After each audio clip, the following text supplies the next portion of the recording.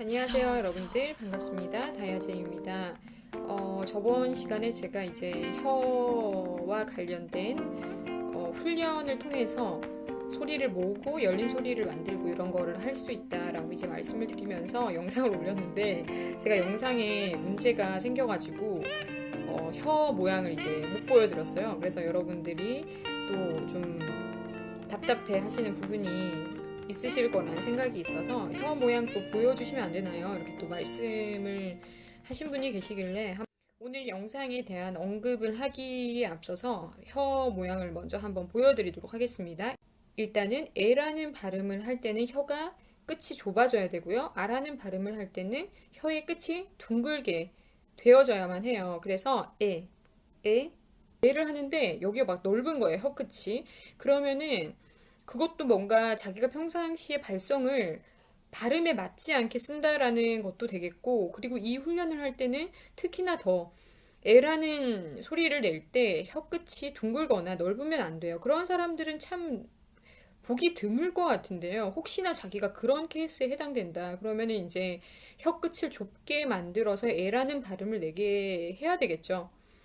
이 훈련을 할 때 특히나 그렇습니다. 그래서 에, 혀끝이 좁아져야 되고 에아 이렇게 웃으면 에아 이렇게 웃으면은 아 할 때 이렇게 혀가 끝이 동글동글해지죠. 이런 식으로 에아 이렇게 해야 된다고 말씀을 드린 거였어요. 자기가 이제 해볼 때도 확실히 에를 하면은 강하게 길게 발음을 내면은 혀끝이 좁아지고요. 그리고 거기서 웃으면서 또 아로 전환을 시킬 때 혀끝 모양을 둥글게 또 바꿀 수가 있습니다. 보다 편하게 둥글게 바꿀 수가 있습니다. 그래서 이런 식으로 혀와 함께 또 훈련하는 법도 제가 지난번에 알려드렸고요. 그리고 오늘 이제 혀 얘기가 나온 김에 혀에 대해서 좀 더 얘기를 해볼까 합니다. 노래할 때 은근히 혀가 중요하거든요. 노래할 때나 이제 말할 때나 보면은 제가 뭐 실제로도 그렇고 특히나 온라인 강의할 때가 좀 편해요. 실제로 이렇게 보고 있으면은 그 사람의 이제 혀를 막 쳐다보기가 좀 민망할 때가 있거든요. 근데 선생님으로서는 봐야 되죠. 그래서 관찰을 많이 하려고 하는 편이고, 그리고 온라인 수업할 때는 특히나 좀 편안하게 그 사람의 얼굴이 적나라하게 이렇게 모니터로 이렇게 보이기 때문에 더 이제 집중을 해서 혀를 제가 보거든요. 근데 정말 가지각색이에요. 혀에 힘이 너무 많이 들어가서 이 중간 부분이 움푹 패이시는 분들도 있고, 근데 이런 분들보다는 아무래도 이제 혀가 이렇게 둥둥 떠 있는 사람들이 많아요. 혀가 이렇게 솟는다든지, 둥둥 떠 있는다든지. 근데 혀가 편편하게, 플랫이 되어 있어야지 그게 가장 좋은 혀의 포지션이에요. 노래를 할 때. 그래서 자기 혀의 상태도 잘 분별을 해야만 하고, 그리고 많은 사람들이 저는 혀가 짧아서 문제예요. 발음이 너무 안 돼요. 이렇게 말씀을 하시고 영상을 하나 봤는데 공식 석상에 서는 사람이 리을 발음이 아예 안 되는 사람이 섰더라고요. 그래서 그 사회를 볼 때마다 리을 발음이 다 뭉개지는데 너무 그게 귀에 쏙쏙 잘못된 발음이 들리니까 아 이거 좀 심각하구나. 진짜 더 많이 그런 자리에 서는 사람을 보니까 생각이 강하게 그 부분에 대해서 들어서 오늘도 영상을 이렇게 촬영을 하고 있는데요. 리을 발음이 안 되는 사람이 주로 저는 혀가 짧아요 이렇게 얘기를 합니다. 근데 혀는 짧지가 않습니다, 여러분들. 이거는 조금 무서운 얘기일 수 있어요. 근데 사실인지 아닌지는 제가 눈으로 보지 않아서 잘 모르겠지만 그 목을 매달아서 죽은 사람들 뉴욕에 종사하시는 분들이 가잖아요. 아니면 형사들이 먼저 발견을 한다거나 그러면은 혀가 막 이렇게 나와 있다라고 하더라고요. 혀가 정말 길다라고 합니다. 일단 혀는 긴 거는 사실이에요. 사람의 혀가 긴 것은 사실입니다. 그래서 자기가 혀가 짧다 이렇게 말하는 것은 좀 이치적으로도 맞지 않는 거고요. 정말 혀가 짧게 태어난 사람이 있다고 하더라도 얼마나 짧겠어요. 짧아봤자 얼마나 짧겠냐라는 거죠. 그래서 제가 말씀드리고 싶은 것은 혀가 짧은 사람은 없어요. 혀를 짧게 쓰는 겁니다. 이게 무슨 말이냐면은 리을 발음을 여러분 할 때 리, 르, 로, 리, 루 혀가 어디에 붙죠? 앞니 뒤쪽에 입천장에 붙죠. 혀가 그쵸? 리 혀가 보다 앞쪽 천장으로 닿아야 돼요. 위천장의 앞쪽 부분에 닿아야 돼요. 앞쪽 부분에. 근데 혀가 이렇게 도달하기도 전에 발음을 바꿔요. 안녕하세요. 뭐 리을 발음이 뭐가 있을까요? 로리타라는 발음이 있으면 로리타, 로리타. 해보세요, 여러분들. 로리타, 로리타. 근데 로디타. 이런 사람이 너무 많거든요. 로디타. 꼭 리을 발음이 안 되는 사람들이 디귿 발음 비슷하게 리을 발음을 쓰더라고요. 로디타, 로디타. 저는 정말 그렇게 발음하는 사람을 많이 봐와서 익숙해요, 이 소리에. 항상 리을 발음이 안 되는 사람들이 신기할 정도로 디귿 발음이 난다. 제가 정말 세심하게 관찰을 하면서 보고 듣기 때문에 이게 이제 연구의 결과입니다. 거의 디귿 발음으로 변환이 많이 돼요. 리을 발음을 못 하시는 분들이. 그런 분들이 혀가 한마디로 리을 발음을 내기 위한 위치까지 오지 않아서 그렇습니다. 리을 발음은 무조건 혀가 입천장의 앞쪽 부분까지 닿고 가야만 해요. 근데 닿지 않은 상태에서 발음을 바꾼단 말이에요. 이런 경우는 르, 로, 리, 타, 로, 리, 타, 리, 로, 르 이렇게 입천장에 다가 혀를 딱 붙여놓고서 시작을 하셔야 돼요. 그러니까 이런 훈련도 하지 않고 계속 혀를 막 움직이는 거예요. 혀의 위치를 바꿔버리면서 발음을 자꾸 빨리빨리 하려고만 하세요. 근데 리을 발음이 안 되시는 경우라면은 특히나 붙여놓고 소리 내고 혀를 붙여놓고 소리 내고 이거를 반복해서 해야만 합니다.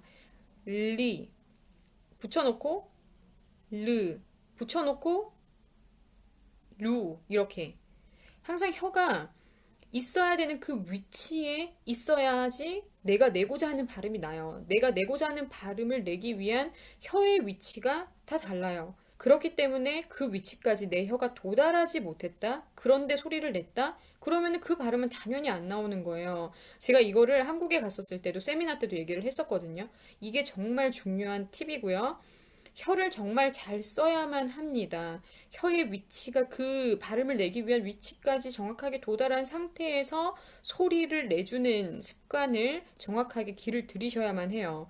그래야지 정확한 발음을 내게 되지 계속 혀 상태의 교정을 하지 않고 혀의 움직임의 교정을 하지 않고 발음을 계속 낸다? 그러면 평생 교정이 안 돼요, 여러분들.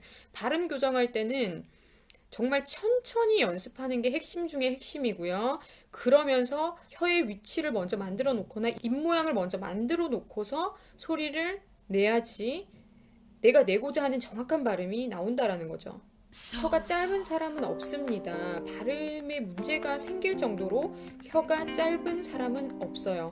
단지 혀를 짧게 쓰기 때문입니다. 이거를 알아야만 해요. 자기 스스로 인식이 잘못되어 있어요. 나는 혀가 짧아. 나는 발음이 이상해. 혀 때문이야. 혀가 짧아서 그래. 이 생각 자체를 버리셔야만 해요. 내가 혀를 짧게 쓰는 거지. 내가 발음에 문제가 생길 정도로 짧게 그렇게 갖고 태어나지 않았다라는 거죠. 그거를 인식을 제대로 하지 않으면은 발음 교정도 적극적으로 할 수 있는데 그냥 나는 태생이 그래. 이렇게 해버린단 말이에요. 나는 태생이 뭐 흙수저야. 이렇게만 생각하면은 어떻게 그 사람이 발전할 수 있겠어요. 자꾸 나는 그렇게 태어났어. 난 태생이 문제야. 이게 아니라 그 나의 행동이 잘못되어 있는 것이 아닌가. 이걸 먼저 생각을 해야 돼요. 고음을 못 내는 분들도 나는 고음이 안 돼. 저는 고음이 안 돼서요. 이렇게 얘기를 하는데 고음이 안 되게 몸을 사용하기 때문에, 목을 사용하기 때문에 고음이 안 되는 겁니다. 고음이 안 되는 사람은 없습니다. 훈련하면서 좋은 테크닉으로는 음역대가 넓어지는 게 정상이에요. 열심히 배우는데 음역대가 낮아진다, 소리가 둔탁해진다, 그것은 교육의 방법이 잘못된 거지, 내가 그런 사람이기 때문이 아니라는 거죠. 그래서 여러분들도 인식을 잘 해야 돼요. 내가 못하는 사람, 내가 이상한 사람, 내가 태생적으로 뭔가를 불리하게 태어난 사람이 아니라 지금 방법이 잘못되어 있어요. 신체를 잘 못 써요. 음성을 사용하는 데 있어서 뭔가 이해가 잘못되어 있어서 몸을 사용하는 것에 있어서 오류가 생긴 겁니다. 혀는 짧게 태어난 것이 아니고요. 혀를 짧게 쓰는 것이 문제입니다. 노래도 고음이 안 되는 것이 아니고요. 고음을 못 내게 하는 뭔가 습관이 자기에게 배어 있기 때문이에요. 그거 하나 뚫어주면은 고음은 나고요. 그리고 자꾸 어디서 그런 말씀을 들으시고 누구의 말을 100% 신뢰를 하고 그렇게 생각하시는지 모르겠지만 제가 예전에 세미나를 갔었을 때도 그리고 제가 온라인 수업을 하면서도 너무 많이 듣는 얘기가 뭐냐면 저보고 이렇대요. 저보고 선생님이 그랬어요. 누가 저한테 그랬어요. 뭐 직장 상사가 그랬어요. 뭐 누가 그랬어요. 계속 이 얘기를 하면서 막 자기의 하소연을 하시는데 근데 보면은 전혀 그렇지 않아요. 예를 들면 저는 목소리가 너무 퍼져서 문제예요. 그 사람 목소리가 뭐였으면 뭐였지 퍼진 목소리가 아니에요. 근데 저보고 자꾸 목소리가 퍼진대요 이러면서 누구한테 그런 얘기를 듣고 그 말을 신뢰를 하시는지 모르겠어요. 그 인식 때문에 더 마음이 막 쭈글쭈글해져가지고 자신감이 엄청 많이 떨어지신 분들이 많아요. 그래서 제발 전문가가 한 얘기가 아니라면은 그 말을 100% 신뢰하지 않았으면 좋겠어요. 확인을 한다든지 아니면 전문가를 통해서 뭔가 교육을 받는다든지 그게 중요하겠죠. 근데 그 한 사람이 나에게 강하게 그 말을 했다고 해서 그 말을 고지고대로 믿어버린다면은 그것 때문에 오히려 인식이 잘못돼서 자꾸 이상한 방향으로 자기를 개발시키려고 해요. 제 목소리가 너무 이상한 것 같아요. 이렇게 또 말씀을 하시는 분이 있는데, 목소리가 굉장히 특이해요. 특이하다라는 게 꼭 안 좋은 건 아니잖아요. 사실은 굉장히 좋은 목소리인데, 약간의 콧소리가 섞여져 있어요. 그것만 빼주면은 정말 월등히 좋은 목소리예요, 그 사람은. 근데, 콧소리라는 그 조그마한 단점이 끼어 있어서 사람들이 듣기에 좀 특이하다 이렇게 하면서 그걸 부정적으로 얘기하는 사람이 있어요. 워낙 그 목소리 컬러 자체가 남들이랑 너무 다르니까. 근데 다른 거지 나쁜 게 아니거든요. 근데 그 콧소리 때문에 좀 부정적으로 그걸 보고 그런 식으로 그 사람에게 얘기를 한 그 얘기를 듣고서 그 사람이 상처를 엄청 받아서 자기 목소리에 대한 컴플렉스가 엄청 크더라고요.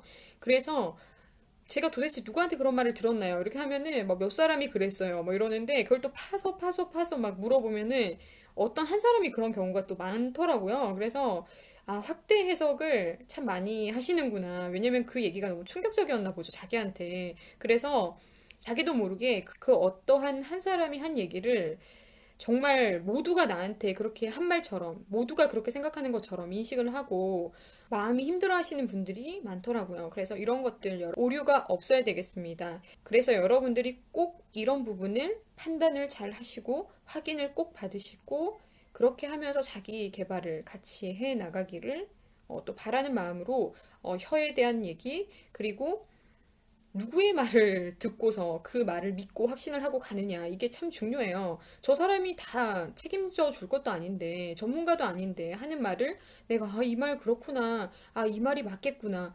그렇구나. 하고 받아들이고 산다면은 누가 내 인생을 책임져 주냐고요. 확인을 해야죠, 확인을. 그래서 꼭 확인을 받으시고, 스스로도 계속 생각을 해보면 답이 나오는데, 그 말에 무슨 세뇌를 당한 것처럼 꼭 그렇게 인식을 심각하게 해버리시는 분들이 꽤나 있더라고요. 그래서 이런 것들 꼭 조심하시길 바라겠고요. 그리고 다음에 또 여러분들 다른 내용으로 구체적인 연습 방법이나 이런 것들 또 가지고 오도록 하겠습니다. 그러면 다음에 만나요, 여러분들.